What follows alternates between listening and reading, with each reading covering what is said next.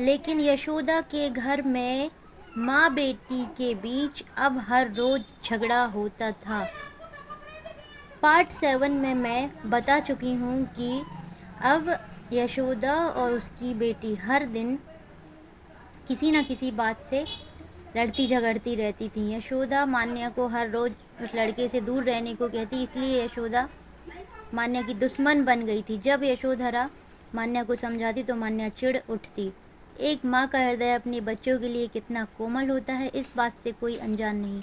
लेकिन यशोदा को मान्या को सही राह पर लाने के लिए कठोर बनना पड़ता। लेकिन मान्या आज के ज़माने की लड़की थी, अपनी माँ को अनपढ़ गंवार समझती थी और अपनी माँ को दुश्मन समझने लगी थी।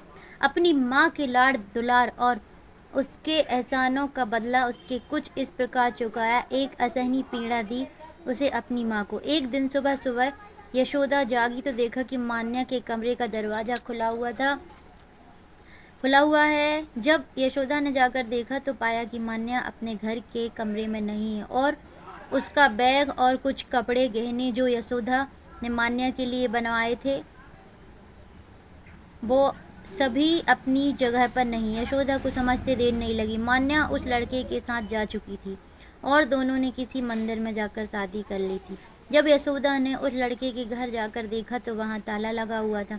फिर यशोदा ने उस दुकान पर जाकर देखा जहाँ वो लड़का काम करता था, लेकिन वहाँ भी यशोदा को बताया गया कि वह बहुत दिनों से दुकान पर नहीं आ रहा है।